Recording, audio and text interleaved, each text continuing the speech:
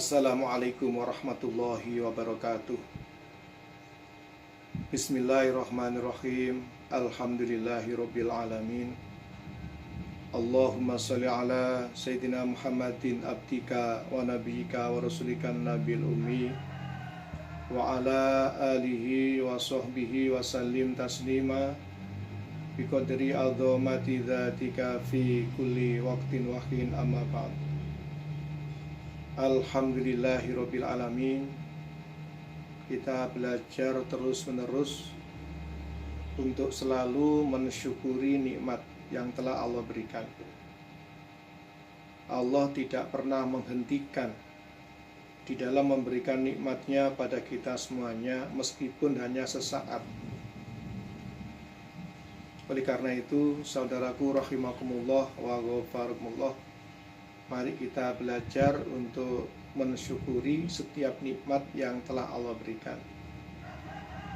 Mensyukuri nikmat Allah berarti menggunakan nikmat Allah apapun jenisnya untuk taat kepada Allah. Dan janjinya Allah, jika kalian mensyukuri nikmatku, pasti Allah akan menambahkan nikmatnya. La in syakartum la azidannakum wa la in kafartum, dan jika kalian kufur atas nikmatnya Allah, berarti menggunakan nikmat Allah untuk maksiat kepada Allah, maka ancaman yang Allah berikan, inna azabi lasyadid, sungguh siksaku sangat pedih.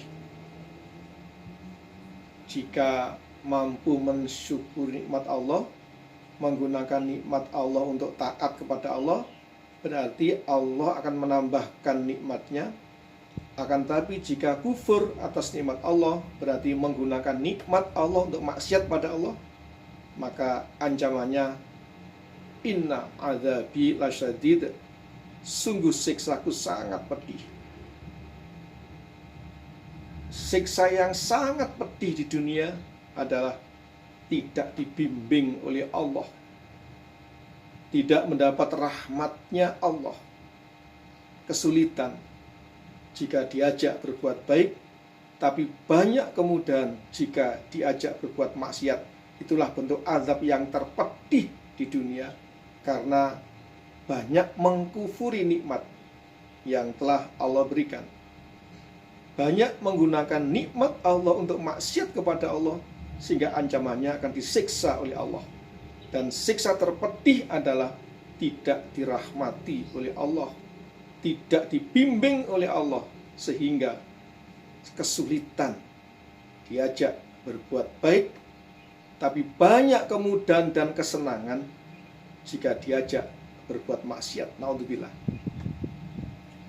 Salawat serta salam mudah-mudahan tetap terlimpah curahkan pada junjungan Nabi besar Muhammad sallallahu alaihi wasallam. Dan selanjutnya, alhamdulillah, pada kesempatan ini Allah memberikan kita hidup sampai pada bulan Ramadan, bulan yang mulia, bulan yang penuh dengan ampunan, penuh dengan rahmat Allah, bulan yang suci. Kita wajib bersyukur pada Allah diketemukan pada bulan Ramadan tahun ini. Dan mudah-mudahan Allah memberikan kesempatan lagi pada kita untuk bertemu lagi pada bulan Ramadan di tahun yang akan datang, dengan niat dan tujuan semakin meningkatkan ibadah yang kita lakukan pada Ramadan tahun ini. Saudaraku rahimakumullah wa ghafarakumullah. Di dalam Al-Quran surat Al-Baqarah ayatnya 183, yang mana kita sering mendengar ayat ini dibaca oleh para da'i, biasanya pada bulan Ramadan. Di dalam surat Al-Baqarah ayat 183, Allah berfirman, a'udzubillahi minasyaitonirrajim, bismillahirrahmanirrahim, Ya ayyuhalladzina amanu kutiba alaikumusyamu kama kutiba alal ladzina min qablikum la'allakum tattaqun. Shadaqallahul azim. Wahai orang yang beriman. Ini yang manggil Allah. Artinya yang memberi perintah ini Allah. Yang diperintah siapa?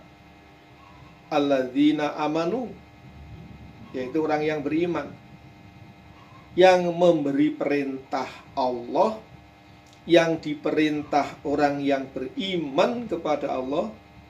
Bentuk perintahnya adalah asyamu, yaitu berpuasa. Perintah ini tidak hanya diberikan pada mukmin di zaman kita saja, tapi juga diberikan pada sebelum kita. Apa tujuannya? Yang perlu kita pahami bahwa Allah memberi perintah pada mukmin, bentuk perintahnya ibadah atau puasa di bulan Ramadan, maka balasan yang Allah berikan adalah la'allakum tattaqun, agar kalian menjadi orang yang bertakwa.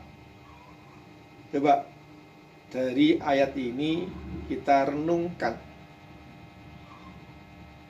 Allah perintah pada mukmin. Perintahnya berpuasa bulan Ramadan. Balasannya diberi gelar seorang yang muttaqin, seorang yang bertakwa. Ini kita berusaha untuk mencontoh.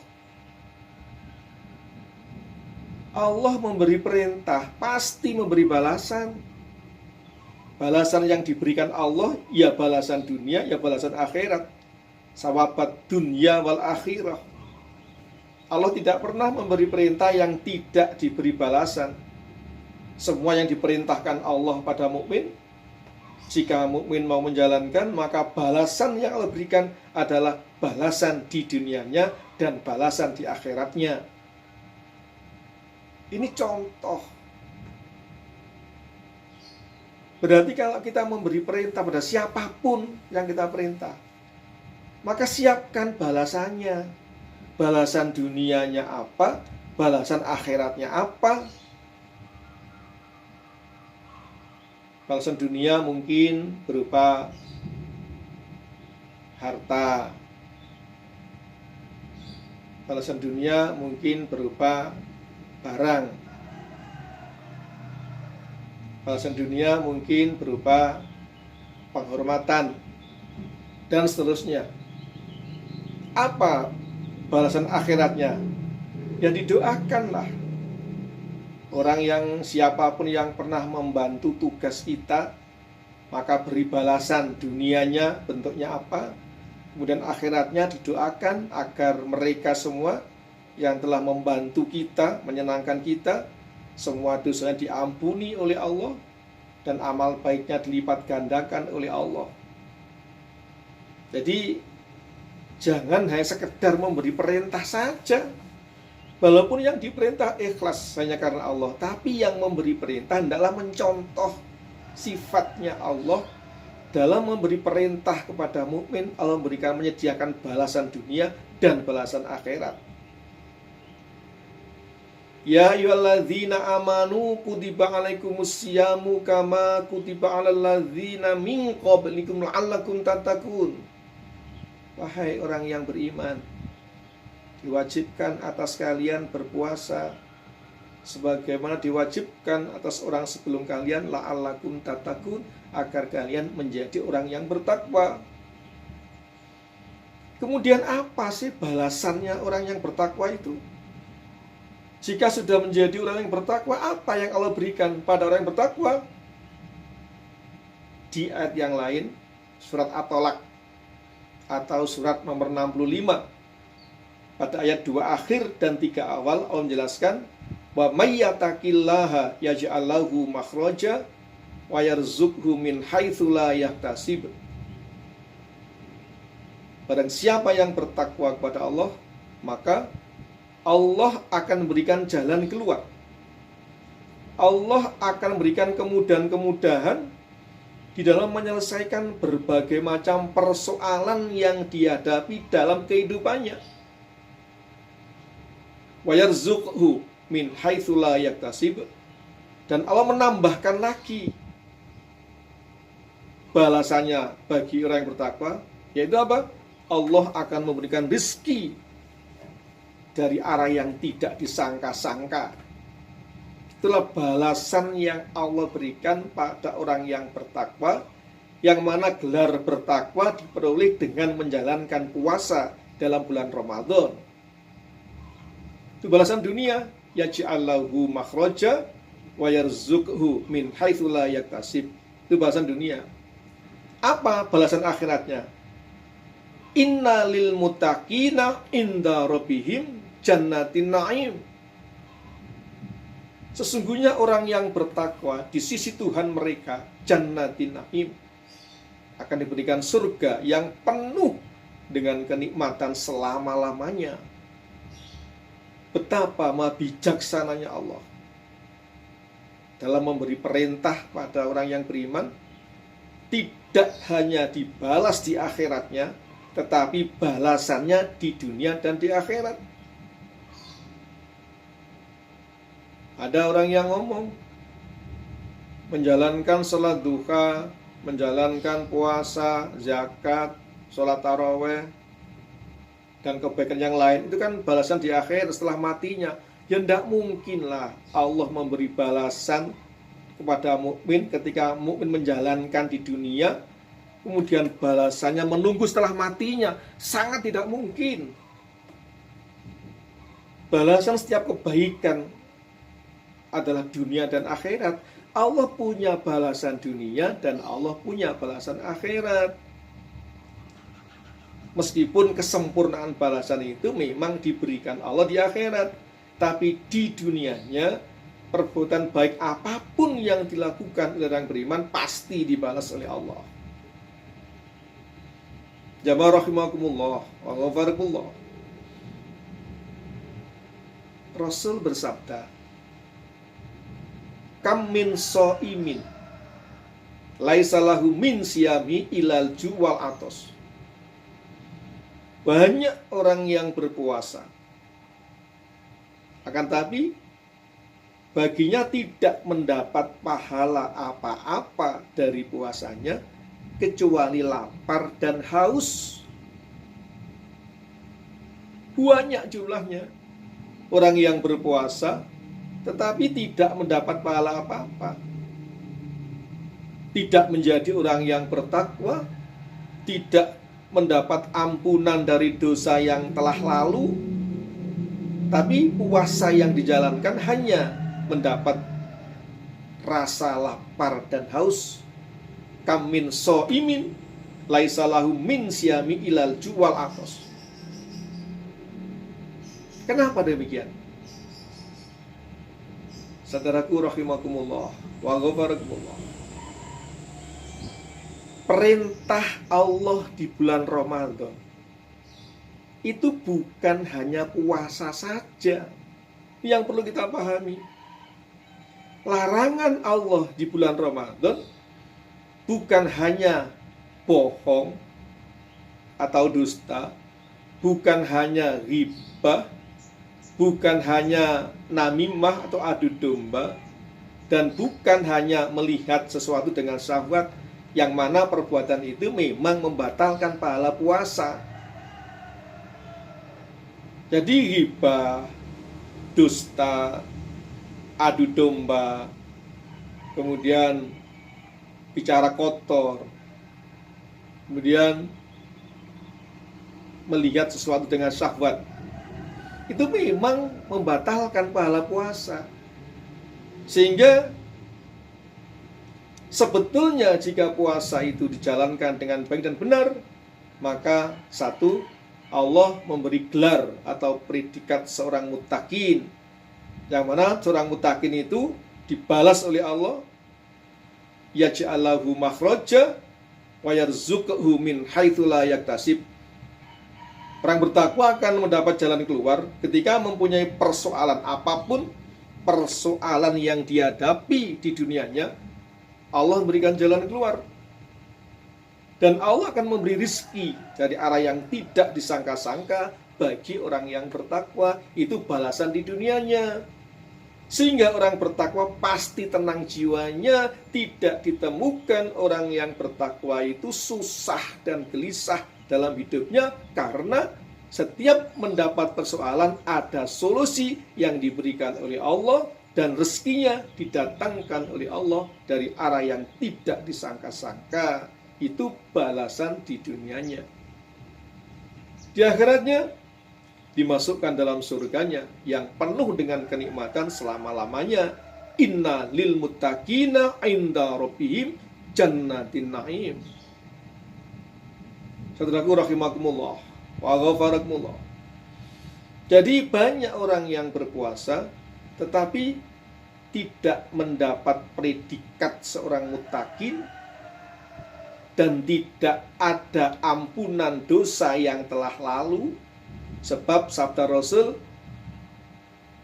barang siapa yang berpuasa, man shoma ramadhana imanan wahtisaban ghufira lahu ma taqaddama min dambi. Barang siapa yang berpuasa bulan Ramadan dengan iman dan mengharap ridho Allah, ikhlas karena Allah, ghufira lahu ma taqaddama min dambi, akan diampuni semua dosa yang telah lalu. Tetapi banyak orang yang berpuasa tidak mendapat ampunan dosanya, tidak dimasukkan dalam surganya Allah, bahkan puasanya hanya mendapat rasa lapar dan dahaga saja. Na'udzubillah. Karena apa? Karena masih suka berdusta, karena masih suka ghibah, membicarakan aib orang lain, karena masih suka adu domba, namimah, karena masih suka melihat sesuatu dengan syahwat. Dari beberapa hal ini, hadis ini, kita bisa ambil kesimpulan. Kita belajar menjadi orang yang cerdas dan belajar menjadi orang yang iman dengan benar dan sempurna. Coba kita analisa hadis ini. Bohong itu bisa membatalkan pahala puasa. Melihat yang haram juga bisa membatalkan pahala puasa. Dari dua ini saja kita mestinya sudah bisa mengkiaskan. Kalau lesannya dipakai maksiat pada Allah, maka batal pahala puasa. Hanya dapat hanya dapat lapar dan haus. Jika mata dipakai melihat yang haram, batal pahala puasa. Kiaskan. Berarti jika telinga dipakai mendengarkan yang haram, bisa membatalkan pahala puasanya. Jika hidungnya dipakai berbuat yang haram, membatalkan pahala puasanya. Jika tangannya dipakai buat yang haram, batal pahala puasanya. Jika kakinya pakai melangkah ke majelis yang dimurkai oleh Allah, majelis yang diharamkan Allah, bisa membatalkan pahala puasanya. Jika hartanya yang diamarkan Allah dibelanjakan ke bab yang haram, hal yang haram, bisa juga membatalkan pahala puasanya. Itu mengkiaskan. Tidak hanya berarti yang membatalkan pahala puasa hanya bicara dusta dan melihat yang haram. Tidak begitu. Memang simpel hadisnya itu. Puasa menahan makan dan minum dan segala sesuatu yang membatalkan puasa, membatalkan pahala puasa, mulai terbitnya fajar sampai terbenamnya matahari. Tetapi pandai-pandailah kita mengkiaskan baik Al-Quran maupun hadis Rasul. Bicara dusta membatalkan pahala puasa, berarti lisan jangan dipakai maksiat, apapun bentuk maksiat. Apa bicara kotor, bicara dusta, mencaci maki, ghibah, mengumpat, mencela, dan seterusnya, hindari. melihat yang mendatangkan syahwat, maka menjadikan pahala puasa batal. Apapun yang dilihat oleh mata, yang dimurkai Allah, maka hindari semuanya. Kiaskan dengan telinga, mendengarkan sesuatu yang diharamkan oleh Allah, menjadikan batal pahala puasanya. Menulis, kirim SMS yang isinya bohong, dusta, tanda tangan yang dusta, yang bohong, yang gak sesuai dengan kenyataannya, hindarilah. Berpikir yang bohong, yang maksiat, hindarilah.